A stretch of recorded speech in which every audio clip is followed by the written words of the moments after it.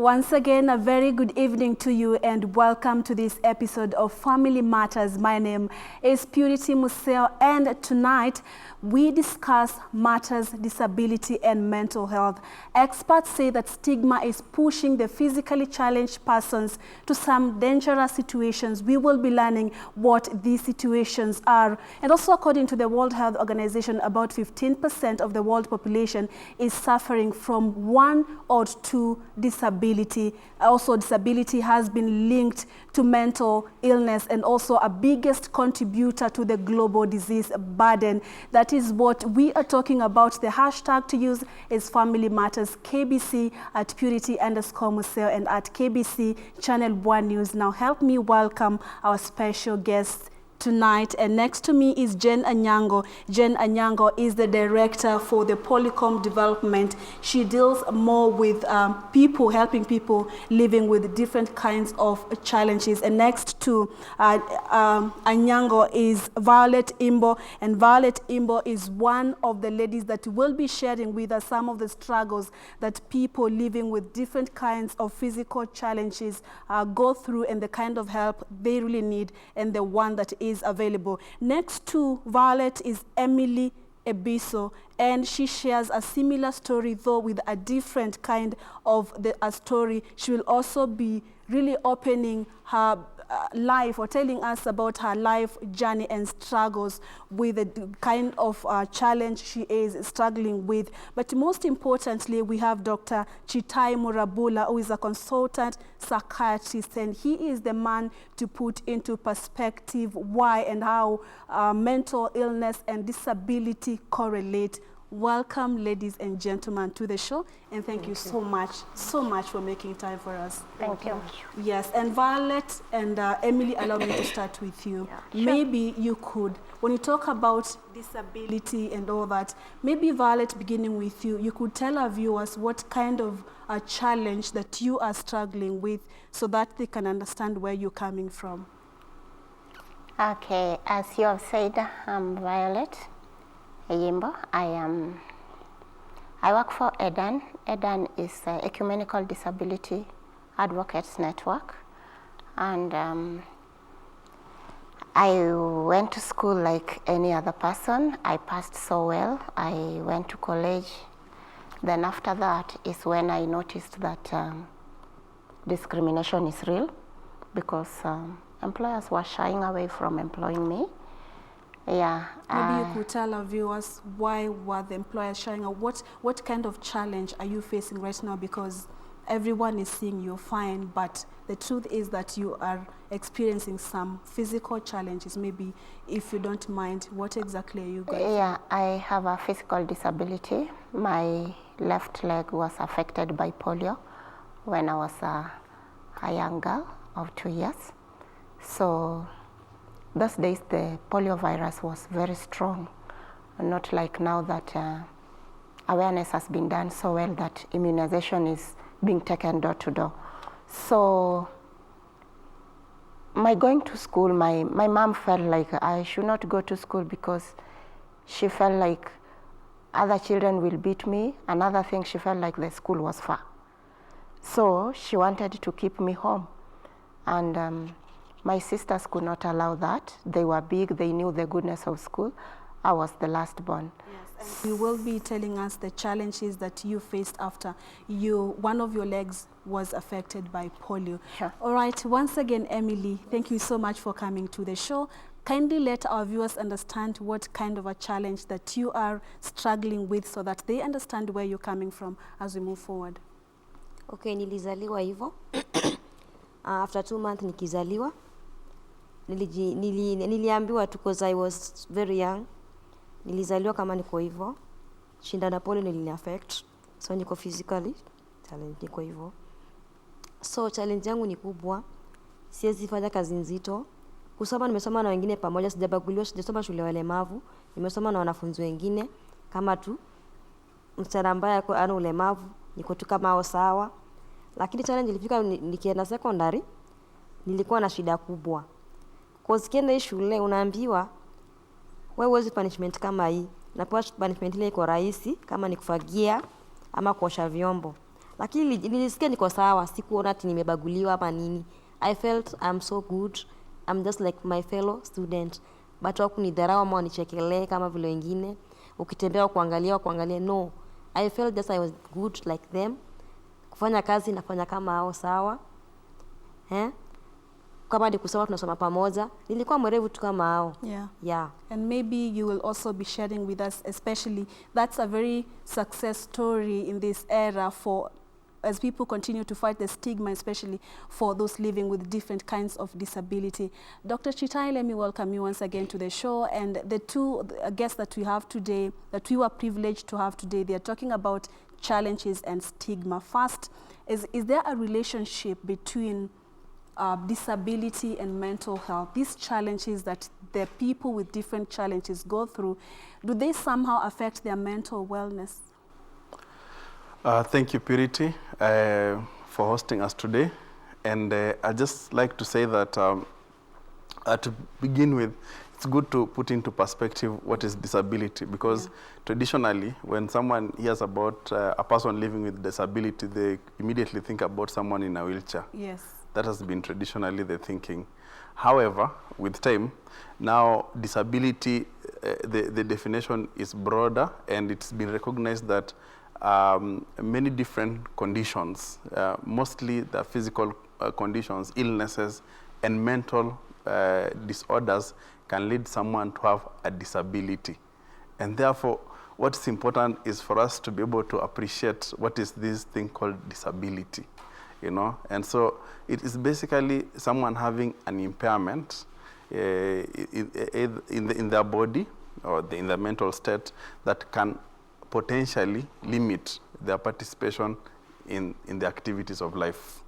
So that is what is called a disability. And they say potentially. And this impairment can be physical or mental? It can be physical or it can be mental. Yes. And they say potentially.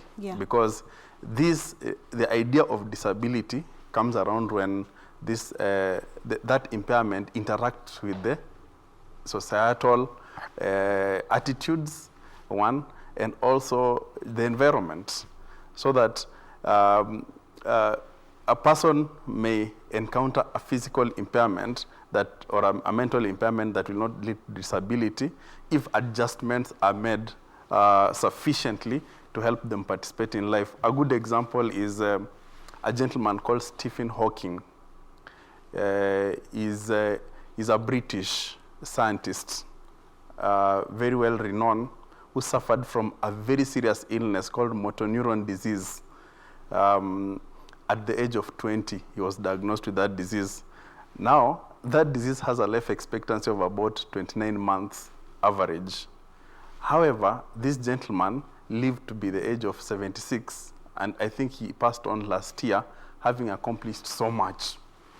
And that shows how, because he received the best medical support that he could, and lived probably to attain full potential in his life. So that is one thing that we should appreciate, that just having a physical impairment itself, you know, may not be enough to create a disability if the society welcomes this person. Now, coming to the idea of mental disorders and disability.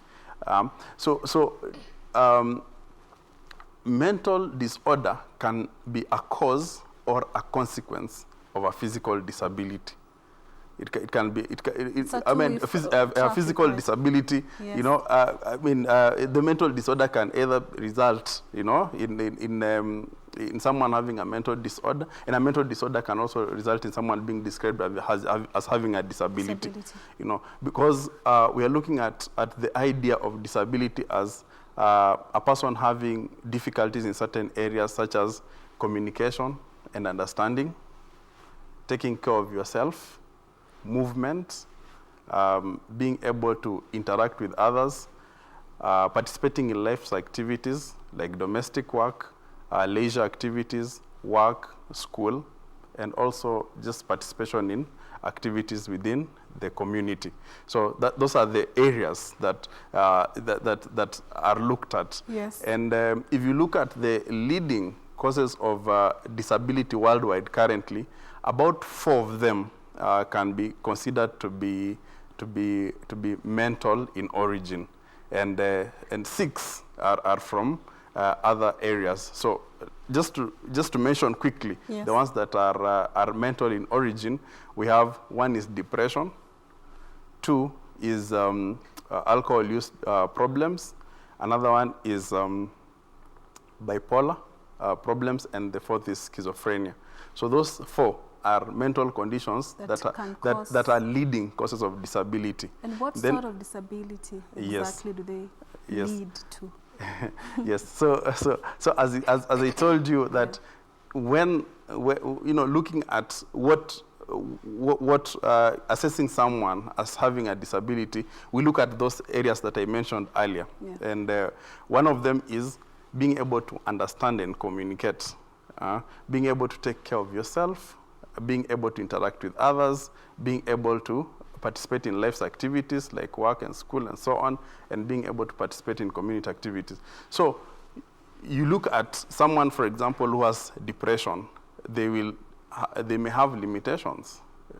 Let's say, for example, life's activities. Will someone who has depression be able to work? If the depression is severe, maybe they'll not be able to work. So if they don't get treatment, they may not be able to work. They may also not be able to, if they're at school, they may not be able to participate in school activities. And also they may not be able to participate in other activities within the society. They may sit in their house for many days and not be able to take care of themselves. So all these factors, when considered, you look at depression, which traditionally was not considered to be a mental disorder, to be a cause of disability, but now it's you clearly see that it can cause disability. Right. But still coming to the point of how a person's impairment interacts with society also is very important. For example, ability to work, and like Violet said, that usually a disability is enhanced if a person is discriminated.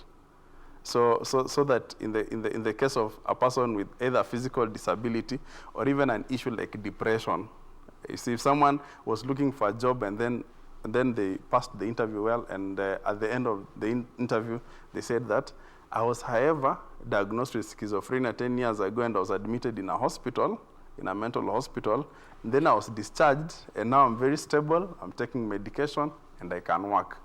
Will they be given an equal chance? I don't know. I doubt. All right, we'll get back and now talk about mental illness as a consequence of disability. Thank you so much once again. Let me hear you speak, Jen. You interact with so many people with different kinds of disability. We've heard them mention a little about stigma and discrimination. Mm-hmm. Maybe also tell us, why did you opt to take care of people living with different kinds of disability? Is it to take care of, to do away with the stigma and discrimination in the society? Or what exactly did you see in our society? Yeah, thank you so much, Purity. Yeah, I live and work in Kibera. And you know, women living in Kibera, or people living in Kibera, we've always felt that we are left behind, and that there's a lot of discrimination against us.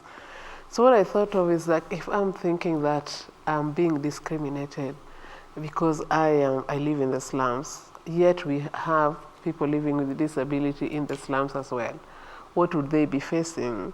And this is how I thought of like creating platforms for them to be able to share, and for us also to be able to listen to them.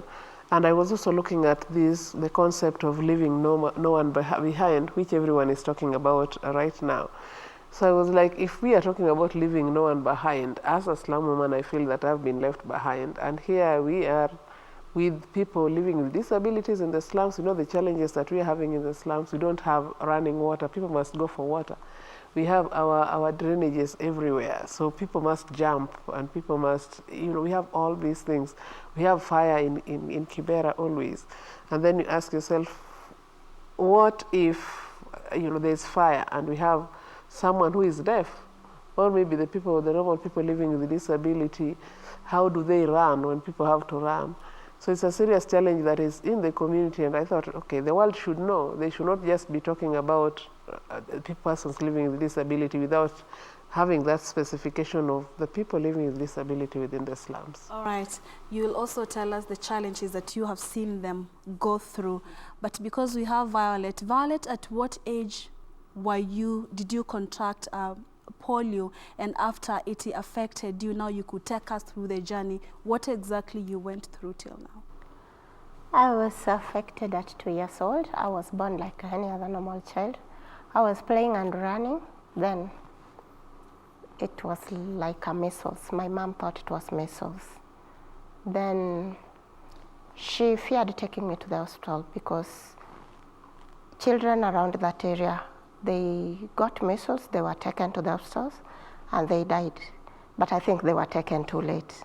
So the symptoms were really similar to measles. So she didn't take me to the hospital, and that worsened the situation. So I was not even taken for immunization anyway. So she was too busy with her shamba and her business. She didn't have time for clinic. So my uncle came from Nairobi, and he said, this is wrong, this child must be taken to the hospital. So when I was taken to the hospital, it was late, and nurses were wild at her. They wanted to beat her, then she ran away, and she left me in the hospital. So my dad had to go with my elder sister to take care of me. Now this was a child taking care of a child. She was 10 years, and nurses could not beat her anyway. So my mom feared going to the hospital. Now they were saying, where have you been? She could have not been like this. But then it was stupidly innocent. So I am grateful to God because there is no need of holding bitterness, because she did it unknowingly, and I'm grateful I'm able to walk and do my things. But I wouldn't love anybody to get disability out of ignorance. That was ignorance. But after that, I came back like I was not walking, I was not eating. Things started afresh. So after hospital, now I started picking up. My sister's telling me that I was crawling with my belly like a snake. Then later I started picking things, and my mom was so happy. Her worry was, will my child be able to go to the toilet herself? Because she could see other children that were being potted, and she didn't like that. So I was able to start walking again after, 4 years now. And I picked up. But still not the same. Yeah. I picked up, then I started walking. Every step she was just grateful to God. Yes. Now I started walking, and I did not know that I had a disability. So when I went to school, yes. I went to school against my mom's wish. So she went to the shamba. Then I followed other children going to nursery. And the teacher of the nursery was our Sunday school teacher, so she knew me. So when I sat, she took my name, and I was in class, and she cut a book for me, and I was writing. I was really longing to go to school because I could see children coming back with milk, and I was not having. So my mom could not let me go to school. She was overprotective because to her, I was a fragile good, I was an egg, and I was to be handled with care. Then she knew other children will beat me. So she didn't want me to leave her company. She was the only protective person around. So when I went, she came back, she looked for me everywhere. So my grandmother told her, I think she went to school. So when she came, the teacher refused her to take me home. So the following day, my sisters told her, no, let her go. So she accepted, shingo upande. So when I went, she would come for me. And other children will laugh at me. Wewe ni mayai unakujiwa. You see, what was going through your mind, or what was happening in your life that time when the children did not really discriminated against you and they thought you were different from them? No, I thought they were being unnice, and I thought my mom loved me. Okay. So I knew I had a disability. One time when I was walking, and I heard a child say, I want to walk like her. And I saw her walk, and I noticed, this is how I walk. I did not know I had a disability. I was not keen on noticing what's happening within me. Then I saw my shadow, And then I was like, oh. Then I was like, so my brother, who was a bit older than me, he used to call me derogatory names. Then I was like, what's happening? So I used to report him to my mom. And my mom will just pinch him and tell him that's not okay. So I came to know I have a disability. Now, how do I get it out of me? So my mom taught me prayer changes things, and I used to go to church where we were told stories of people who prayed and things. So I used to pray for myself that the Lord may take away disability. All right. And it was not going. All right. Let me speak with Emily. Emily, do you share a similar story? Earlier on, you mentioned something different, that you were born like that, but children around you, or the people around you, accepted you, did not show you any negative, did not give you any negative energy. But at the same time, maybe you could tell us your journey, and as much as people were giving you some positive energy, what was going through your mind, you know? Did you somehow feel like you were different from others? What exactly was happening? Okay. Life ilikuwa ngumu, by the way. We used to stay in Nairobi. Pole, nimekuuliza swali na kizungu. Haina shida ya sana. We used to stay in Nairobi. Then my father passed away when I was 1 year. Ikabidi to shift to Dushago kwa kina mama. My father bought Shambo Kambani. So my mother said, hey, this is a drought area. I can't stay there. So I must shift, arudi kwa Western. Tukarudi Western, tukakaa huko. My mother akasema, sasa life imekuwa hard. Better you stay here Western. May go and look for job. Akarudi Nairobi kutafuta kazi, sisi tukabaki huko Western. Sasa ikakuwa family. Sasa kwa issue ilikuwa family sasa. Kwa kina mama, discrimination, stigma. Umeleta laana kwa boma, rudisha paluliza. You see? By then nilikuwa na feel mbaya. Cause mtu anakuambia, peleka mlemavu palulitoa. Sisi hapa kwa hii boma kuna mtu kama hii. By the way, God aliwapiga kiboko. My cousin, alizaa wake alikuwa paralyzed kabisa. Angekaa, angeamka. Mimi Emily, I was the one who used to take care of her. Tuende tumpatie uji, tumlalishe. Akipupu tunamtoa, tunamlalisha. Akisu tunamtoa, tunamlalisha. I thank God. Cause yote lilipitia, pia Mungu aliwafanya nini? God revenge. Okay, yeah. I'll come back to you, Emily, on that note. Let me speak with the doctor. Doc, some of the struggles that people living with different disabilities, we've listened to them. Discrimination, both of them have gone through discrimination, actually. How bad can this be to someone's mental wellness? You know, is there some sort of, you want some revenge? Does it change someone's life completely? What exactly happens when you're going through this? Yes, Spirit, and even before I answer you, maybe we should ask ourselves the question after listening to Emily and Violet giving their stories. One thing one should ask is, where does this discrimination and stigma come from? You know, where does it come from? You see, some of it is quite severe. There are some things we know about where stigma comes from, and one is lack of knowledge. You know, just lack of knowledge, or you can call it ignorance.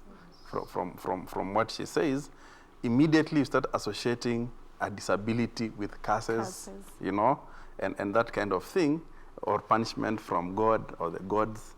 You are likely to discriminate that person. So that is number one. Number two is just negative attitudes that we develop when you are growing up because of the things we hear. We are being told about people with mental, with the physical disabilities and also mental disabilities, that they are number one, we think that they are lazy. Number two, they cannot be able to work, you know, and and we think that they just have to depend on others. So that negative attitude within the society itself is one of the things that lead to stigma and discrimination. So having said that, then when you look at the effect that it can have on the individual, obviously these interactions that are negative can lead to a person having psychological problems, you know. Stigma is recognized as one of the causes of mental illness. Actually, it's one of the causes of mental illness. And therefore, it can affect somebody's self-esteem, you know, what they think about themselves. It can affect their confidence. That is, what a person thinks they can be able to achieve. It can deal a blow to that. And the other thing we said is that the other consequences is that it may limit a person's attainment of their potential. For example, if a student, you know, like Violet said, when she was in school, she faced certain challenges arising from the fellow students. So it's possible that that she could have even stopped going to school. And I think there are many thousands and hundreds of thousands of students who stop school simply because they're being discriminated at school. And so what happens if they don't go to school? Then their chances of getting decent employment is reduced. If that is reduced, then also their likelihood of living in deprivation or poverty is also increased, and that becomes a problem. So that is where discrimination leads a person who is living with a disability. Yeah. So it can lead to mental problems, but it can also lead to many social challenges in life. We will be getting now to learn what kind of help that these people, what kind of help you can give these people, the physically challenged people who've gone through stigma and badly affected by it. Jen, the doctor, is talking about stigma being the leading cause for mental problems in the society right now. You as Jen, and with what you do, maybe you could bring us to speed on where we are as a country in regard to ending stigma, especially for people who have physical disabilities. Are we doing badly, or are we now on the right path?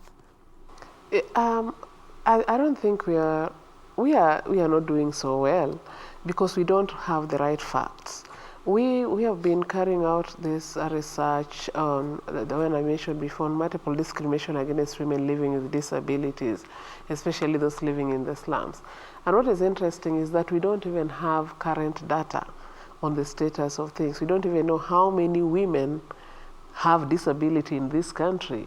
The data that we are using is that was collected way back in 1999. We should really worry us. Yeah, so I don't think we are doing okay. Yes, we have best laws, but what is happening again is that people are not even aware of these laws. You listen to how much people are suffering, you listen to people, you know how much people are violated, then you ask yourself whether people really understand the law. Something interesting that struck me one time is that, what I learned recently is that the drivers are supposed to stop at the position where a disabled person asks, not really at this stage. Meaning if the vehicle is not yet at the stage and she's supposed to alight there, which is the closest to where she is or he is going to, then the vehicle is supposed to stop. But the persons living with disability, most of them are not aware, and our drivers are not aware, and the police officers are also not aware. Meaning, according to the driver, he will be breaking the law if they try to give this person their rights, which are clearly documented. And the disabled persons are also not aware of this. So we have a lot of disconnect. We have beautiful laws, yes, but there's a lot of disconnect. People are not aware. And, you know, people are not aware. Everybody, duty bearers, service providers, stakeholders. So they're just somewhere in paper with a few elites, which is really, really challenging. Yeah. So we are not doing well as a country. We are not doing well, and at the same time you're saying we don't have fresh data in regard to stigma and how we are doing as a country. So now, Jen, how do we go about these campaigns and advocacy against stigma, a stigma for people living with physical disability? It starts with clear reports, clear data. Let's have the statistics. Let us know that in this area, these are the number of people we have, or this is what we're having in this country. So that when we are talking about rights, when we are talking about services, then we know that these are the people we're going to serve. You know, right now we have our Huduma centers. And are we really aware, are they friendly to the persons living with disabilities? We have our hospitals, we must visit the hospitals whether we like it or not.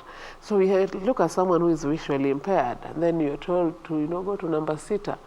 So where is this number sitter? Or even in public transportation. So I think we should have our data right first, and then we should do a lot of awareness creation, and then just to everybody, because at some point, in one way or another, we are all candidates. We can't be disabled. It can happen to anybody. So we should have data. We should just talk about it the way we are talking about anything else. Look at the achievements we've had with HIV/AIDS. So why was it so much we really had to do so much about HIV/AIDS, and we can't do so much about disability? We record every child who is born. So why don't we have these statistics? Anytime a child is born, anytime someone maybe gets an accident and finds herself in a hospital and cannot walk again, they are in some hospital, meaning the data is there. So why are these data not together, so that we are able to have the numbers right and give the correct services to the people? Yeah, right. Can I just add to what she said? I think she has raised very valid points. Yeah. One, which I like to add, is that it's been shown that most countries that even enact good laws and policies that will support persons with disability do not implement them even up to 20 to 40 years. So we should even be careful that the new constitution outlines the rights of persons with disabilities, the respect for their dignity, being given a chance to go to school and work, but and also 5% of all people in elective positions being persons with disabilities. But are we going to wait for 40 years before implement it? So that should be the question. And then on issue of data, I'd also like to add that the last Kenya Demographic and Health Survey of 2014 did not collect any information on persons living with disabilities. That one is a big wasted opportunity. We are having a census again this year. So I'm hoping that anyone who is listening, even if it's not there, they should work to add it. Even if it's at the last minute, let's collect some data on persons living with disabilities, because how else will you plan to provide the services that they need? Yes. Yeah. Okay. Following what they've said, let me just add something. As we speak now, yesterday, there is a delegation, Kenyan delegation, that went to New York. Some senior politicians like Denita Gatti is in that group, including my boss, Angeline. They are going to discuss disability issues and what steps Kenyans have made. I personally have been attending that meeting at NSSF, and sometimes we need to be a bit positive. We have moved, at least there is a step. Today, it is not like those days. The Huduma Center she's talking about, if I go there, they treat you with some dignity, not like before. If they see somebody with a disability, they give you priority, because they know for you to walk from Huduma Center to Odeon, where you pick a vehicle, is far, you may be rained on. Another thing, standing for long is our problem. So they treat us with some dignity that we really need to appreciate. Yes. What he's talking about census that took place some years back, yes, that was an error, but it has been taken into account, like the Huduma number that people were taking. There is that provision given. Do you have a disability? And there is something we do. There are people with a disability that is visible. There are people with silent disability. And we have a disability ID that we are required to work with, so that somebody who is not seeing your disability can see the card. There is an incident that happened in Museo. The man shared with us when we were in a conference, and we really shedded tears. This is somebody who has visual impairment. But when you look at him, he's seeing. You can't see he has a problem. Yeah. Now, policemen were lowering a flag. He walked. He didn't hear the frimbi. He didn't see them. So they started beating him. They beat him. That means there's still a challenge. Yeah. That's why we need So later he was told, Yes. how comes you are not walking with a white cane? Then he saw the importance of walking with a white cane. Yeah. The policeman thought this is somebody disrespectful. That's true. Okay. You talk as if you've overcome. I mean, you've successfully gone through the journey, and now you are an advocacy. You are an advocate for people living with physical disability. Before your advocacy, maybe you could tell us, how did you come out of, because the stigma, did it somehow affect your relationship with people that you are relating with somehow negatively? And if yes, how did you come out of that to now become an advocate for people living with physical disability, and also an artist? You told me that off air, right? So what was the journey like? Actually, after I finished my college at KMC, there is no media house that wanted to take me in. And there is one media house, I've forgiven them. They advertised. I won't. Thank you. They advertised for a job, and my friend told me they need a presenter. So I took my CV, and they invited me for an interview. So when I sat, they were very pleased to see me. Some of my colleagues were already working there, and they were happy to see me. Oh, good, we are going to work with you. And I was so happy. Then the lady came. She was very beautiful like you. Then she told me, it's okay, let's go. So when I stood up, she was disappointed. She was disappointed. Then she played it cool. She told me, kindly wait, I'll come back for you. Then she went. So I sat at the reception, and where she was, it was a glass window. She was telling a colleague, oh my, imagine she has a disability. And she, really? Oh, so what are we going to do? Then she said, I don't know.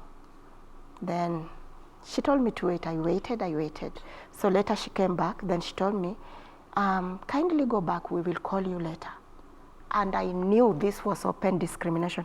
Anyway, I had my constitution. I think how did that affect you? I was really affected. Yes. I got self-pity. Yeah. I was like, why? So I went home. I was really in pain. I shedded tears. I cried to God. And then I said, let it be. Actually, prayers give solace, kind of. So that act of discrimination. So I stopped looking for a job. In other words, yeah, I ended knew. Your career and So this is why I've not gotten a job. My colleagues are working. It was painful. I was still a mono in the disability world. Ingekuwa leo ningewashtaki, because Constitution speaks of that. Let me just read it. I hope I'll get it very fast. There should not be any discrimination of that kind. And if there is such an open discrimination, you are allowed to get legal redress. Yes. But I forgave them. That is why I started getting short jobs. Then I ended up at EDAN. EDAN means Ecumenical Disability Advocates Network, where they treat persons with disability with dignity that they deserve, and they treat us like any other person. Did you come out of that self-pity because it affected you, courtesy of the people who picked you up after that? Those were the days that I started singing. Actually, my singing was a kind of prayer. I used to tell God things I go through. So I was like, dear Lord, have mercy on me. What next? So the songs just came. It was like a sign of prayer. It just came. Then I stopped looking for a job. I said, to hell with jobs. All right, I'll get back to you because of time. Let's talk to you, Emily. Emily, how did you, because you faced some sort of discrimination, especially from the family members, what was the journey? Have you forgiven them? Let's begin from there, because I don't want to ask you the journey to where you are if you have not, but I'm sure you have. Let me assume you have. So what was the, can I call it a recovery journey? To now becoming self-independent, you came here all alone. Like, what sort of help did you get at that particular point? Okay, Mama Jane amekuwa kama mentor wangu. Wow. I used to be just inside the house. Sikuwa natembea na watu wengine walemavu. Sijai join group yote walemavu. Cause nilikuwa nadhani, how comes nikitembea na hawa wako sawa? What about Emily? Siko sawa. Kwa community pia tu napata discrimination, hata kwa majirani. Ukijiangalia tu vizuri wasichana walemavu na watu walemavu, they're the best and the good. Tumesoma tukasoma, but kuja kwa kazi, discrimination. Mimi nishaitafuta kazi hapo Lenana, but nishafika hapo kwa ofisi, ni wewe Emily? Yes. Pole, ni ndani Vile nikupigia simu sikudhani nitakupata vile uko hivyo. Sasa sijui alijua mimi ni msichana mrembo tule, niko sawa sina disability. So I was shocked, nikamwambia, "Hai, kwani si ni kazi nimekuja? I can do the job, nimesoma, I have my document, these are my documents. Mbona usinipe kazi?" But I thank God I own my own daycare. Nilifungua mwenyewe. Oh, thanks. Mama Jenny, she's my mentor. I'm any mentor, by the way. Because me, I don't have parents. I'm an orphan. So napatanga encouragement kwa watu wale wamenizidi na umri. Kuni encourage. But family members, I've not forgiven them. Because my sister, she's the one who take care of me. Kuanzia secondary, mpaka nikamaliza. Nilikuwa nafanya biashara, part-time. Shule naenda part-time. Unaona? Napika chips asubuhi, mpaka saa 5. Fika saa 9 naenda shule. Najilipia. By the way, nime-struggle in my life. Mpaka nimefika pale niko hivi sasa. Sasa nakula matunda yangu. Okay. Yes. Doc, don't you think Emily needs to somehow forgive the family? And I know it doesn't just come like that. Yes. Would you, in 2 minutes, kindly talk to her? Like, I know it's important for her to forgive. Forgiveness is a journey. Yes. It is complicated. Yeah. It is personal. So I can only talk about benefits of forgiving, yes, generally. Yes. But that, in short, yeah, forgiveness is good for mental health, for mental well-being. That you are mentally healthier when you forgive those who wronged you. Now, that is a journey. You know, it depends on how you interact with them afterwards. It depends on whether they come and say sorry to you, you know, and it depends on how you look at you evaluate the whole, thing, the whole interaction. So I believe that if Emily walks that journey, and maybe you can tell us the benefits so that she can see whether she'll consider walking that journey of forgiveness. Yes. I mean, well, it has been found there are countries that have gone through difficulties. And a good example is South Africa, where there were a lot of human rights abuses, especially against the black population, just because they were black. They went through a lot of torture, there were killings and all that during apartheid. And they were openly discriminated. They could not access certain areas and all that. So after independence, there were some studies that were done there to establish the wellness of the population. And two groups were compared, those who forgave and those who did not, in that context of South Africa. And it was found that those who forgave actually had better mental health than those who did not forgive. So holding on to a past event that offended you can actually expose you to things like anxiety, also sometimes depression. So for one's own well-being, and sometimes even if that person who wronged you died, sometimes you are required to make a step and actually do some things to forgive them. You can even write a letter of forgiveness, and then you could either share it with someone or you can throw it away afterwards. Okay. Yeah. Honestly, tell me, yes, please. Since when my mother died, I've never stepped there. I'll give you doctor's number. Honestly, Yeah. doc, this needs to be a real journey for her to be especially okay for her own good, not for anybody else's good. We honestly are finishing. We don't have time on our side. I'll give you a minute to just your parting shot, kindly, Jen. What I can say is that let's not leave anyone behind. Let's not leave any woman behind. Let's support those living with disabilities. Let's not look at the outside things. Let's look at the inside. Someone like Emily, I admire her so much. You look at how neat she is. If you find her with her white attire, so I always admire her so much. So I would really love to encourage our people to appreciate people from inside, not just outside. Not from outside. Yes. Well said. And some 5 seconds for Violet. You said you are an artist. Can we get the taste of one of your songs that you have in your album? Yes. And maybe let me wind up and then you can sing Yeah. we finish. But before that, yes, I want to read a constitution. Okay. This is Article 54, Bill of Rights. Persons with disabilities. A person with disability is entitled to be treated with dignity and respect, and to be addressed and referred to in a manner that is not demeaning. Those were the demeaning words that she was talking about. Yeah. Kilema, you see, kiwete, very demeaning indeed. So we appreciate the Constitution. At least the Constitution has recognized that we are human beings like any other person. Yes. The problem is implementation. Thank you, ladies and gentlemen. Dr. Chitayi, thank you so much for such quite informative conversation that you've taken us through. We have to wind up. We hope we can get hold of you again and continue and finish up this discussion, but we have to wrap it there. And for everybody who has taken their time to just watch Family Matters tonight, what an honor. We thank you for your time and God bless you. My name is Purity Museo. We are wrapping it up, but just before we say goodbye, of course it's a goodbye, just give us a taste of one of the songs that you have. And Lucy Mora has been our sign language interpreter tonight. Good night and God bless you. And good night from you. Maybe you could now sing for us that one song that you love most.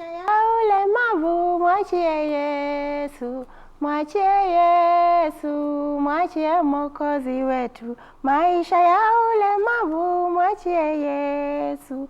Mwachie Yesu, mwachie Mwokozi wetu. Okay, thank you so much. Thank you all for coming, and thank you everybody who's been watching this show. We continue next week on Sunday, same place and same time. God bless.